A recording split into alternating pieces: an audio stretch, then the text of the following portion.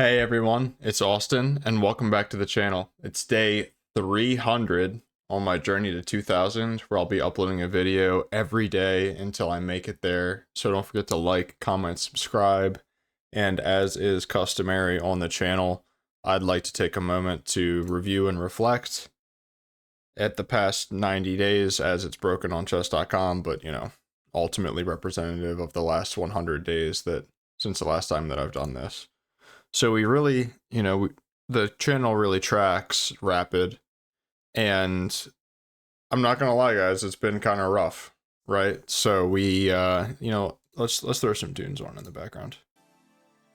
It feels weird talking without music in the background. So yeah, it's been pretty rough. It just says it right here. Over the last 90 days, the only thing that I've done is lost 35 points. I hit 1900. I got really close again, and then I had this like really rough day where I tilted and then came back and then tilted again. So it was, I floated around 1800 there, came back up, and then I was just really struggling, came down, took a break. The day that I came back from break, I actually dropped like 10 rating points.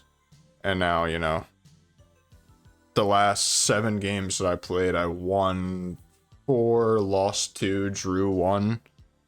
So, like, I definitely think that I can get back up to where I was. But, also during this time, I've completely changed my opening repertoire. So that's definitely something to keep in mind when you're looking at your rating. It's going to impact your rating in the short term. With the white pieces, I've started playing the Catalan. And with the black pieces against e4, I started playing the Sicilian, the accelerated dragon, instead of the Caro-Kann.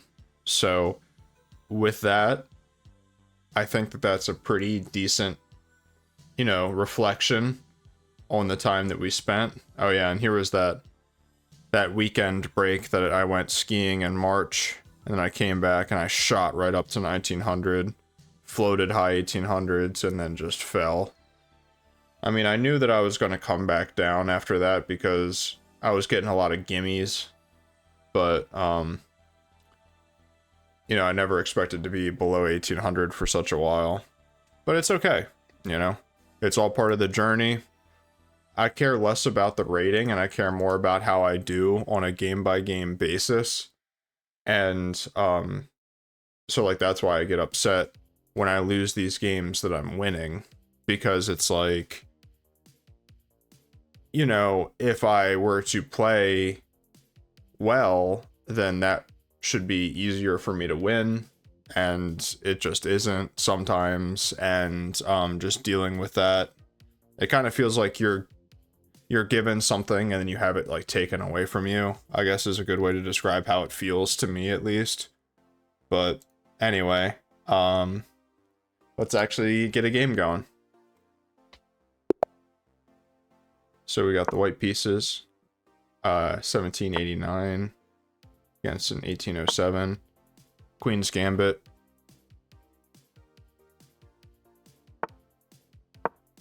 Queen's Gambit declines.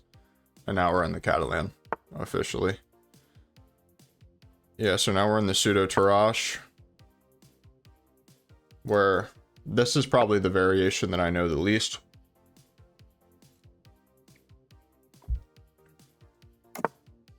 But I'm just going to try to play solid.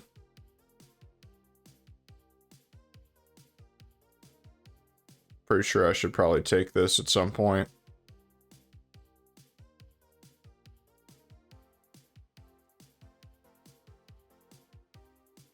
I think this is probably a good idea. So I don't know why it's saying that this is the open Catalan, because like he never took this pawn. So it just doesn't feel very open to me.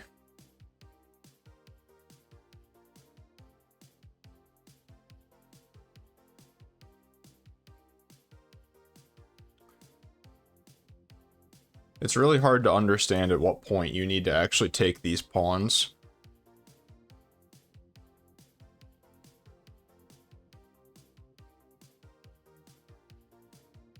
but I think that it's now. So let's, if I go here and he takes here, I can go here hitting this. He can come up. No, he can't because then I take it. Well, his pawn's actually on that square anyway. So he could go back.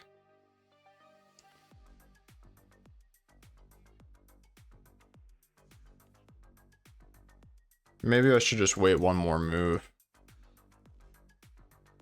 The thing is, I don't want to wait too long to take, because then I'll get myself into some pretty big trouble.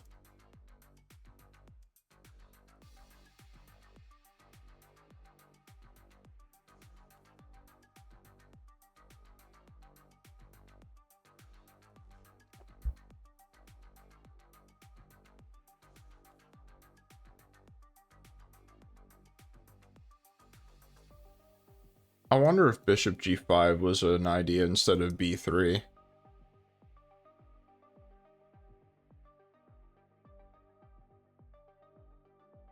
You know, as long as I'm not blundering anything, I don't think I care too much. My biggest thing is that I really need to stop falling so far behind on the clock, especially in the opening. Because for all intents and purposes, this obviously matters, but it doesn't matter that much. Like, how many times have I gotten a winning position out of the opening, but then it just didn't, you know, matter. Okay, so now I feel like I need to take here. Because here...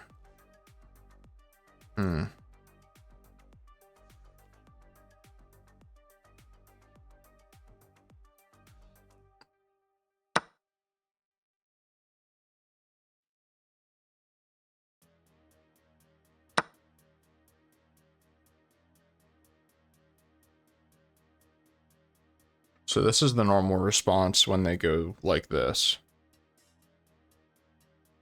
Which seems really good right now, actually. Because kind of no matter where he goes, I can reinforce it with the rook. Or if he goes back here, it's a fork. Like if he goes here, I just attack the knight again. Knight comes back here. I could maybe even consider this move. Takes.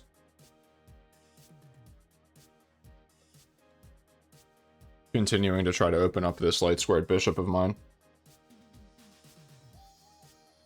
I would say that that's kind of the hardest, like, so these Tarash type pawn structures are hard for me to understand.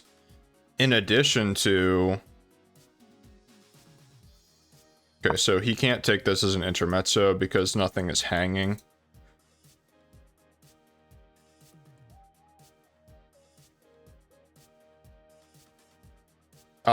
Anyway, the pawn structures are hard to understand, and I know that when he goes knight d5 after I take, that I'm supposed to play e4, but like, how do you open up your light squared bishop after that? That I'm kind of having a hard time understanding at times. So now I'm kind of tempted to play this. No, because that just gets his knight back into the game. I'm definitely not playing that. Let's go here, because it actually opens this up too.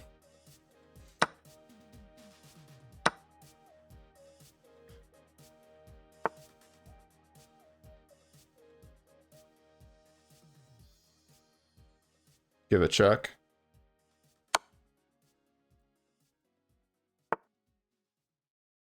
Really? I feel like you can't do this, dog. Something is not right. Something is not right at all.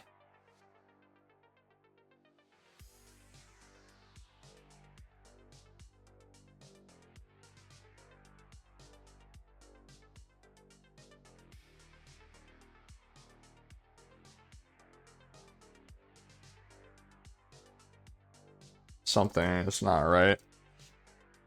I'm telling you.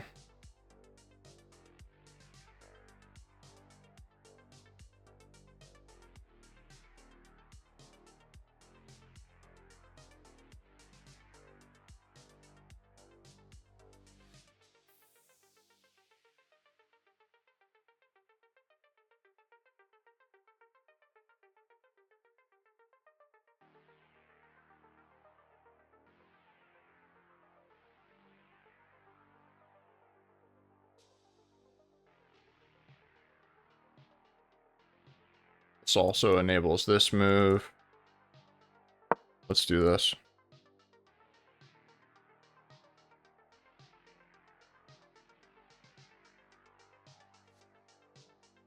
There's none of this. Hangs the rook.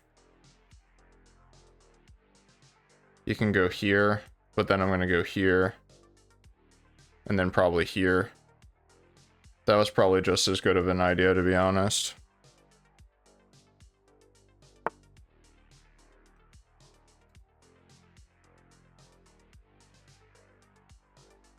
Let's do that now.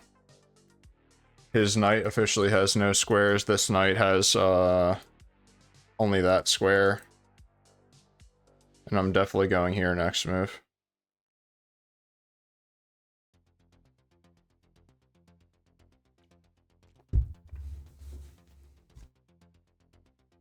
I just can't get too far down on the clock. I could totally see this move being played. Trying to go for the light squared bishop, but that's like kind of crappy. Otherwise, I mean, I don't know how he's consolidating this position. This is pretty tough for him.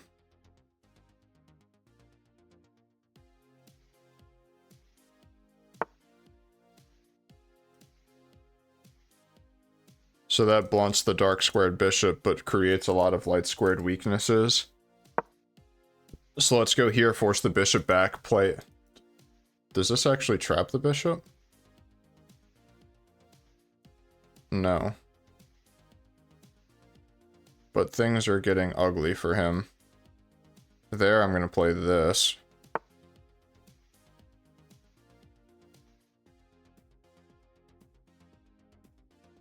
Okay, I'm actually gonna be patient for one move more. No, I can't. I can't. And this move doesn't even work because it just hangs the piece.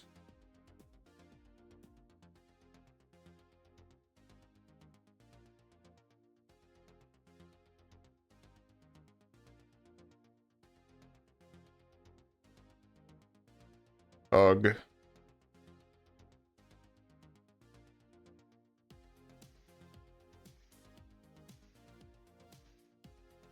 Maybe I can go here, allowing this move.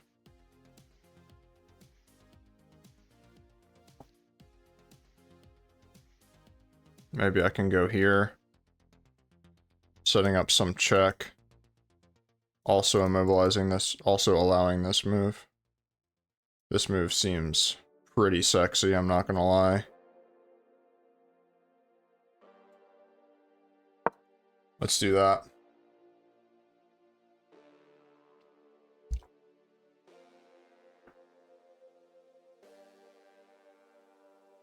I think he might play this, to be honest.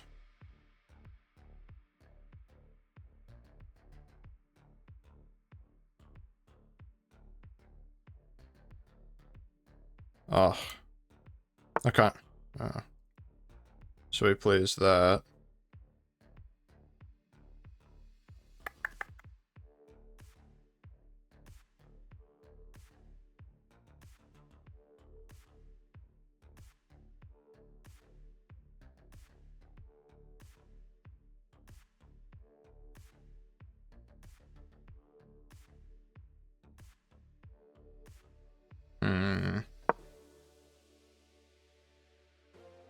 Let's go here and here.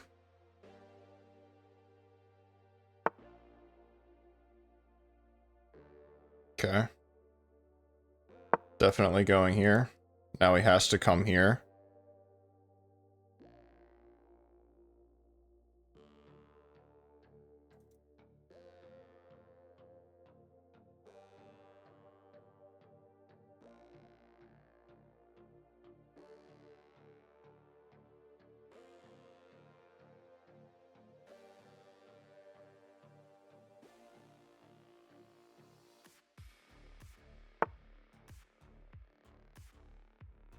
We play this, takes.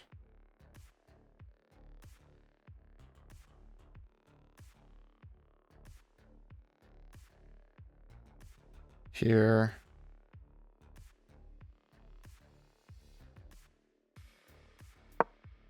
I like it. Picasso. There's no reason to take, because then his knight would take. His queen wouldn't take.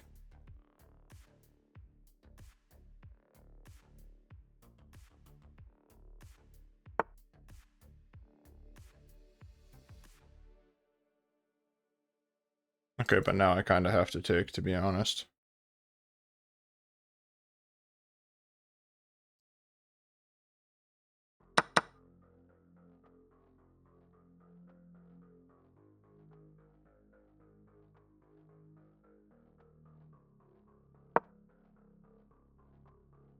I have this move coming in hot. Next move.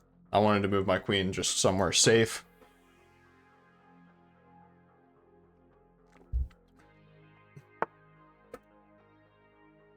Okay, that's smart, I feel like. Let's improve my last piece before I make this move.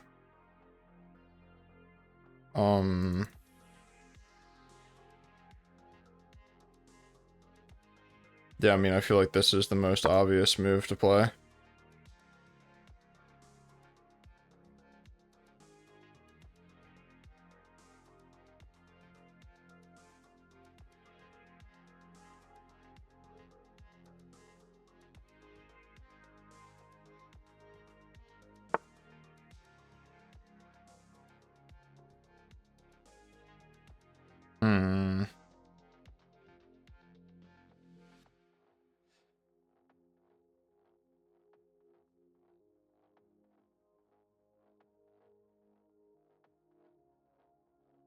I wish I had more time.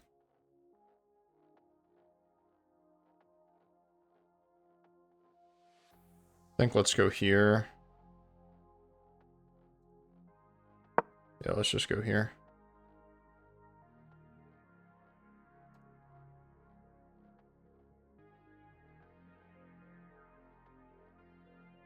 Real question is, are you going to be that greedy and take that?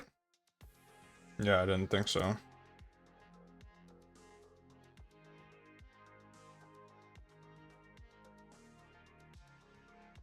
Do I have this move? Takes, check. Here. Check. Here, check. I feel like I do.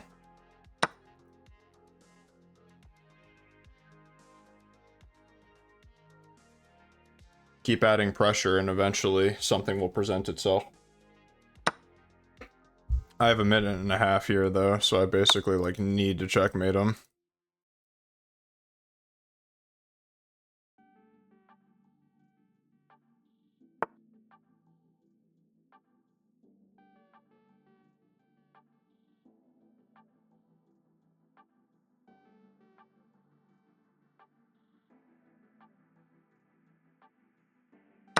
This hits like everything.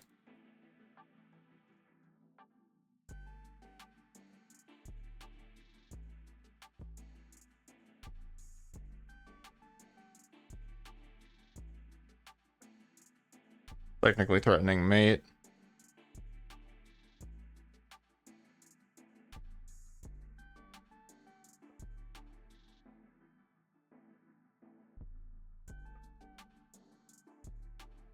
I'm worried about having enough time. This is a game that would definitely suck to lose on time, but it's okay. I found some really good moves. I'm expecting this, and then I can just take here.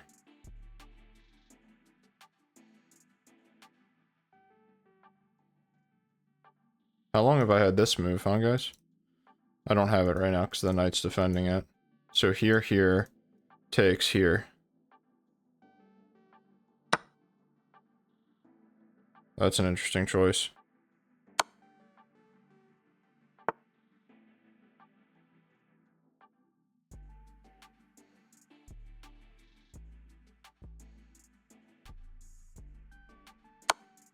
Check.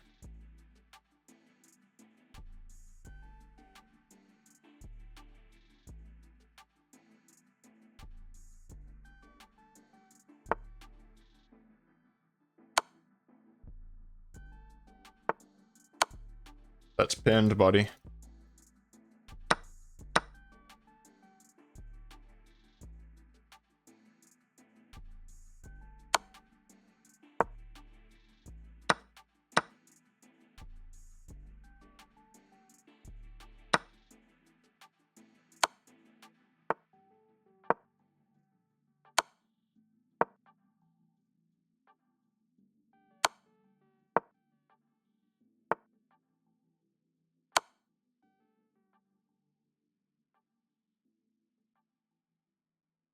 Alright, I'm gonna try to focus up here.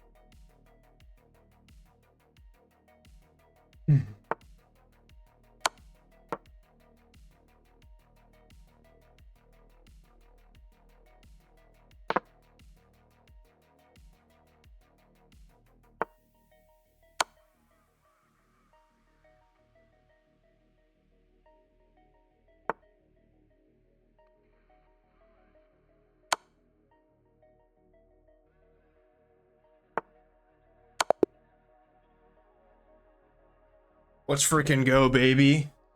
That was insane. Yeah. What did I say? Bishop b5? Or bishop g5. Okay, so here b6 is already a mistake. Holy smokes, dude. I don't know how to actually get to, like, the analysis. Okay. No, but how do you get to the opening explorer? Self-analysis. So is b6 ever played here? No. One time. Excuse me, c takes d.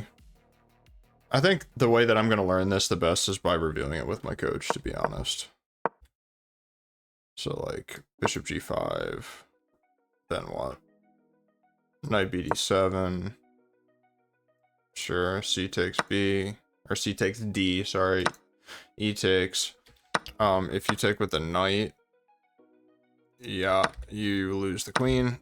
So, here we go, and now e4 is a move. D takes e, knight f d2.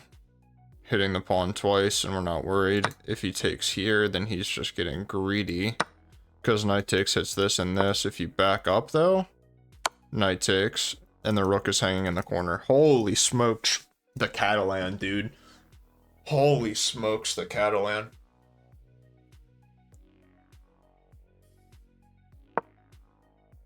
Wow.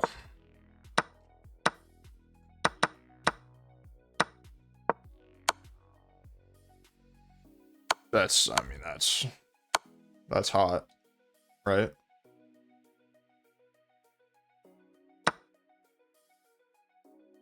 Beautiful stuff.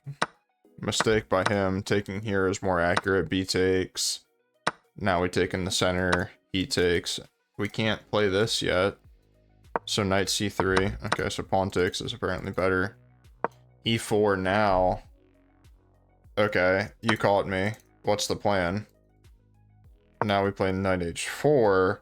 And this is hit once. It's not even pinned. What?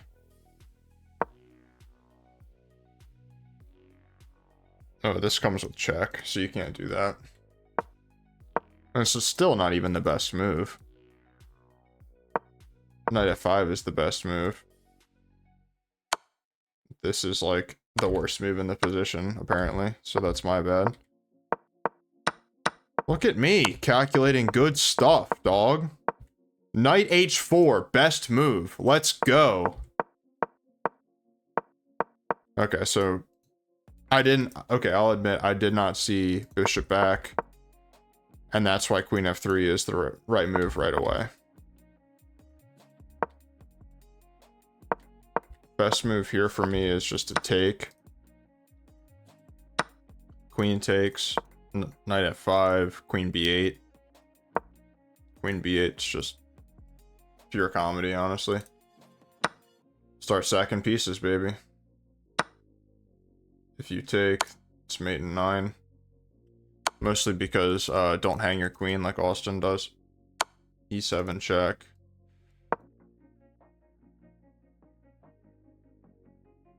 Now you can afford to sack the exchange because it's mate in 7. Rook E8. I mean, we got to bring the other rook in. The getaway square is covered. Don't be greedy and take the rook because then the king might be able to get away. And now it's just blocking. And now, technically the fastest mate is to take with the pawn. Rook C8. This leads to mate in 1. I mean, there's no way to cover it. If you do this, then...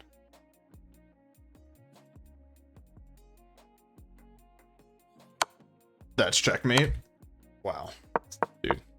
Yeah, I had this guy cooked. I feel... okay, so I was considering F3, but it felt too committal. I was like, sack the exchange. Best move to sack the knight here.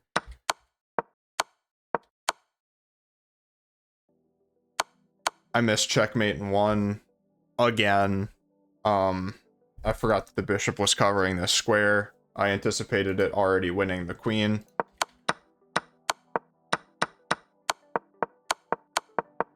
But this is completely winning.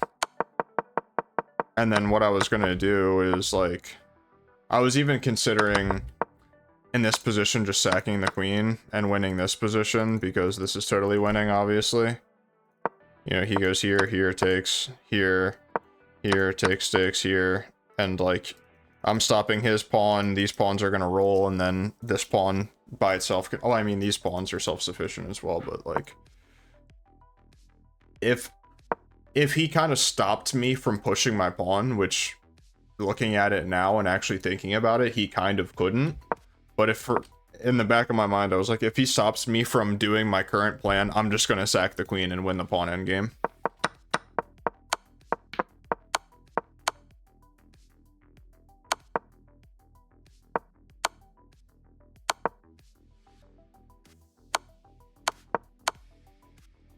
Hell yeah, guys. That felt amazing. That actually felt so good.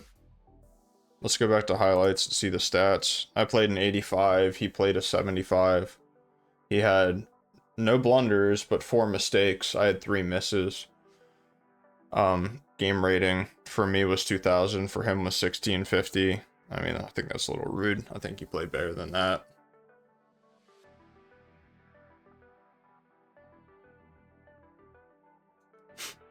Because, I mean, like, who? I don't think many 1650s are playing knight takes f6. I mean, I certainly didn't when I was 1650. These kind of tactics are like a brand new thing for me. I've always been so scared to sack material. But anyway, I think that's enough of the analysis and stuff. That's been a cool 30-minute video, day 300, get like a sick win. That feels great. I'll go full screen and I'll say it again. I do this, I play every day because I love chess. I think it's an art. I think it is stimulating mentally, and I just really, really enjoy it. And even on days when I don't feel like playing, it's like going to the gym. When I sit down and start playing, I'm instantly like having fun and enjoying myself. So I just really appreciate all of your support, all you guys that like and comment, and all the people that have subscribed so far. I really appreciate it. The goal is to hit 2,000 by the day 365. We'll see if we get there. If not, you know, I'm not gonna stop necessarily, but that is the goal. And I'm definitely going to be pretty disappointed if I don't make that, because, you know, that's a whole year. So anyway, thank you guys again. I really appreciate it, and I'll see you tomorrow.